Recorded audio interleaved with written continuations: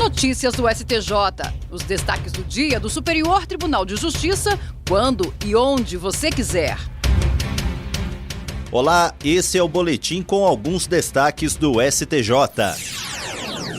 A terceira turma do Superior Tribunal de Justiça decidiu por unanimidade que o pagamento das dívidas cobradas no início de uma ação de despejo não impede a rescisão do contrato de locação quando o inquilino continua atrasando os pagamentos durante o processo. Para o colegiado, a purga da mora, o mecanismo que permite ao locatário quitar os débitos e evitar o despejo, deve ser utilizada como proteção ao inquilino de boa-fé e não como forma de descumprir repetidamente as obrigações contratuais. No caso analisado, os débitos iniciais foram quitados antes da citação, o que levou o juiz de primeira instância a julgar a ação improcedente. Entretanto, o Tribunal de Justiça do Distrito Federal e dos Territórios reformou a sentença ao constatar que o locatário permaneceu inadimplente ao longo da tramitação do processo, efetuando pagamentos de forma recorrente com atraso. No STJ, o colegiado da terceira turma negou o provimento ao recurso.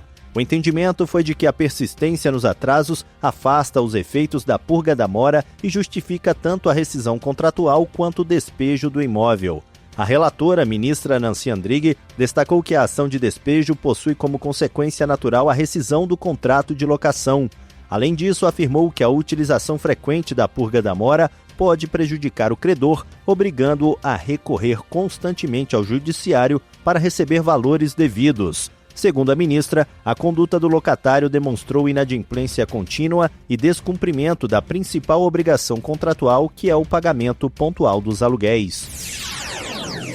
A primeira sessão do Superior Tribunal de Justiça decidiu que é possível deduzir os juros sobre capital próprio da base de cálculo do imposto de renda da pessoa jurídica e da contribuição social sobre o lucro líquido, mesmo quando apurados em exercício anterior ao da Assembleia que autoriza o pagamento. Segundo o colegiado, os chamados JCP extemporâneos não configuram manobra para burlar o limite legal de dedução, desde que atendidos os requisitos da Lei 9.249 de 1995. Ao fixar a tese no tema 1319 dos recursos repetitivos, o colegiado do STJ definiu que a legislação não impõe restrição temporal para a distribuição dos juros sobre capital próprio. Assim, a dedução não precisa ocorrer no mesmo exercício em que o lucro foi apurado, já que a distribuição dos juros sobre capital próprio é uma faculdade da empresa e não segue periodicidade obrigatória. O relator, ministro Paulo Sérgio Domingues, destacou que a limitação temporal defendida pela Receita Federal não está prevista na lei, tendo sido criada apenas por instrução normativa. Para o colegiado, normas infralegais não podem extrapolar o poder regulamentar nem criar exigências não previstas pelo legislador. A decisão foi tomada em julgamento realizado sob o rito dos recursos repetitivos, o que significa que o entendimento deverá ser observado pelos tribunais de todo o país. Com isso, os processos que estavam suspensos aguardando a definição do tema poderão voltar a tramitar.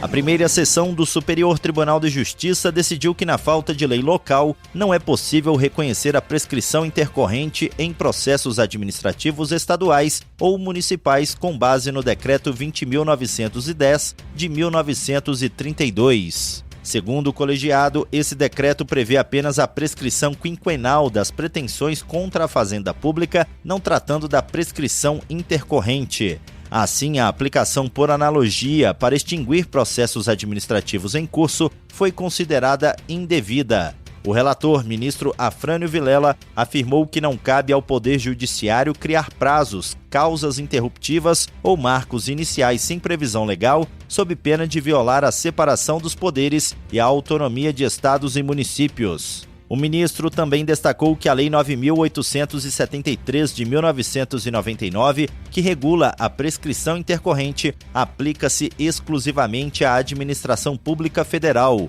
Apesar disso, o colegiado ressaltou que a falta de norma legal não afasta o dever da administração de observar o princípio da duração razoável do processo administrativo. No caso concreto envolvendo multa ambiental em Minas Gerais, o colegiado afastou a prescrição intercorrente reconhecida pelo Tribunal Estadual e determinou o retorno dos autos para análise das demais questões, inclusive da nova lei estadual que passou a regular o tema.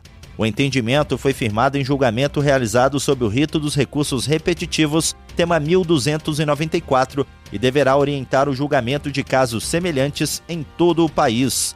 Com isso, os processos que estavam suspensos, aguardando a definição da controvérsia, poderão voltar a tramitar. E esse foi o Notícias do STJ de hoje. Para ouvir mais, acesse o Spotify ou o SoundCloud do STJ. Tchau, tchau. Notícias do STJ, uma produção da Secretaria de Comunicação Social do Superior Tribunal de Justiça.